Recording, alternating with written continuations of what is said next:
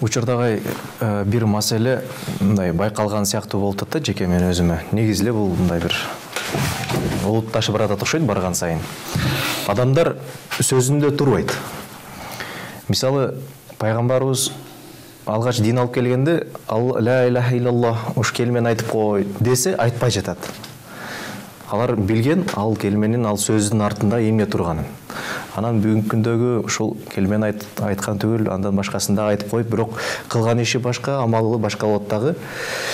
Мындай бир айткан сөзүнө туруу жок. Ошол эле диний жааттагы диндар, айрым бир диндар деп эсептеген адамың деле чакырсаң келбей коет, чалсаң өчүрүп коет, жолугушуп элесең ошол учурда келбейт. Айтор адамдар сөздүн мааниси, сөзгө маани бербей калды окшойт. Бул эмнеден болуп атат деп ойлойсуз агай? Бул жоопкерчилик, Жолтой. Жоопкерчилик эмне? Жооп берүүчүлүк. Адам жооп берүүчү. Бардык нерсе үчүн адам төлөйт.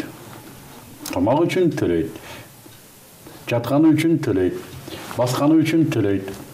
Бул жашоодо соода катары эсептелсе бул мамиле. Акырет маселесинде ар бир дем алган үчүн адам төлөйт, жооп берет. Жооп берет. Жоопкерчилик деген ошол жооп берүүчү адамдын жашоо образы. Кылган ишиңе жооп бересиң. Ооба, кылган ишине жооп бере турган адам, мен жооп берип калам буга деп жашаган адамдын жашоо образы жоопкерчилик деп аталат. Мына ошол жоопкерчиликти билбесе, ал тайнесинин төрүндө жүргөндөй талтаңдап жашайт. Бирок ал жоопкерчиликтен бошоп калбайт. Ал деле жоопко тартылат, бирок ал абалы оор болот анын. Эми мына ошол абалым оор болбосун деген адам мына жашоодо ар бир кыла турган ишиме жооп берет экенмин да, ар бир алган напасыма жооп берет экенмин да. А сөз бул менин заттык көрсөткүчүм экен, менин сөзүм. Кыргызда жигиттин сөзү өлгөнчө өзү өлсүн дейт. Мен сөзүм өлгөндөн көрө өзүм өлүшүм керек экен. Бул менин татыктуулугумдун көрсөткүчү экен. Мен буга Кудай алдында жооп берет экенмин. Мени сүйлөй алчу кылып жараткан Кудай алдында мен жооп берет экенмин сөзүмө деп карап жөндөн сөзүн кетирген эмес. Өзгөчө мусулман адайы ушундай болгон. Бул илгертен Ибраим алейхисаламдан келаткан маданият болгон. Ошон үчүн динге чейинки арабтар да сөзүндө бекем болгон. Жөндөн бул да диний тарбиянын калдыктары болгон.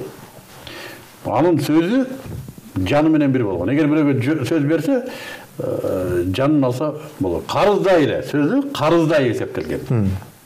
Карыз бергендей эсептелген. Бизде да ошондой болгон.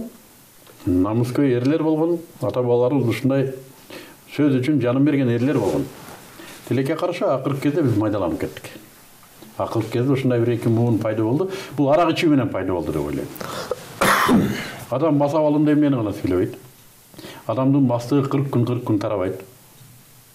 Ошо мас абалында анан барып сөздүн баркы кетти. Сөз эркиндиги деген сөз бере бер, сүйлөй бер, ага сага жоопкерчилик болбош керек деген сөз. Бул жашоодо, акыретти кой, бул жашоодо да жоопкерчилик жок. Эгер ушундай эле зээниңди кейтибийсе, сотко барып соттошуп туруп, далилдеп кой, мен ошону сүйлөгөнүм туура деп жооп бербейсиң. Сөз эркиндиги. Негизгиси сен бугуңду чыгарып алышың керек болду. Буну демократиялык негиздердин бири деп эсептелет, сөз эркиндиги. Мына ушундан туунду катары адам өзүнүн сөзү үчүн жооп берүүчү катары жашабайт. Бүгүн муну айтып коеюн. Биздин саясатты деле карасаң, көп саясатчыларга бул жөнөкөй катардагы адеп болуп калган. Эл алдында бирди сүйлөө, жашоодо башканы сүйлөө. Эл алдында бирин-бири талкалай берет, уруша берет.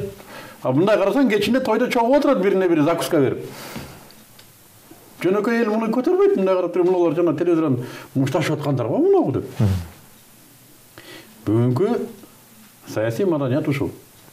Мен да таң калчу, мына экөө эми көчөдөн көрүшсө атышып кетет го деп. Атышпай калдым. Экөө кетти кучакташып, ошол парламенттин эшигинен эле кучакташып чыгып кетти.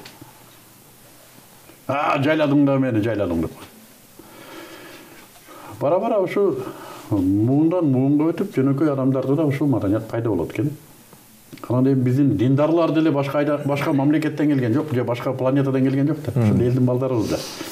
Бизге деле ошондой бул жоопкерчилик сезими пайда болот. Анан оңоло турган нерсе мен сөзүмдө эмне деп койдум. Мисалы үчүн Куранда ушундай аят келет. Бисмиллахир-рахманир-рахим. Ва қалу лин-нас хусnan. Адамдарга жакшыны гана сүйлөгүн. Жакшыны гана сүйлөгүн дегени ушу берген убадаңды аткаргын деген дагы кирет ушунун ичине. Жакшы гана сөз чыксын. Аткарыла турган, кылына турган нерсе чыксын. Эми жакшы деп алымдар динде айтат, динди гана сүйлөгүн деген чечме деп айтат ушуну. Негизи ушуга айткан сөзүңдү аткаргын деген дагы бир маани берилсе болот. Адам сөзү менен адам. Адамдан башка бир да жаныбар сүйлөшө албайт. Адамдан башка бир да жаныбарда тамга чыгаруу, тыбыш чыгаруу табияты жок. Аллах субханаху ва таала мына ушул эрин менен кызыл өңгөчтүн ортосунда тамгалар чыга турган чектердин баарын ушул жерге жайгаштырган экен. Ар бир чекти улуттук өзгөчөлүккө жараша тамгаларды чыгарып турат, тыбыштарды чыгарып турат. Биз 36 тамгабыз ушу тил, таңдай, кызыл өңгөч, эриндердин жардамы менен чыгып аткан бир керемет мына тамганын өзүнүн физикалык өлчөмүн карасаң, герцтердин термелүүсүн. Бир да жаныбарда мындай жок. Аллах Таала ушундай жараткан. Эми ушул ооз менен, ушул тамга тыбыштар менен кантип жаманды сүйлөсө болот? Кантип жалган айтса болот? Жана ушуну менен сүйлөнгөн ушундай барктуу продукцияны кантип аткарбай койсо болот? Кантип жөн эле сүйлөп коюш керек? Кантип эле жөн эле ооздун жели кылып коюш керек? Бул мун үчүн жооп берерин билбеген адамда гана болот. Ар бир тамга үчүн жооп берилет. Ар бир тыбыш үчүн. Сүйлөй албаган канча адам бар. Тамга сүйлөөгө, тыбыш чыгарууга зарыккан канча миңдеген адамдар бар. Биз каалагандай сүйлөйбүз, ырдайбыз, мыңкылдайбыз, убада беребиз. Кантип аткарбай коюш мүмкүн? Бул адамга сүйлөбөй жашаган оңураак болмок.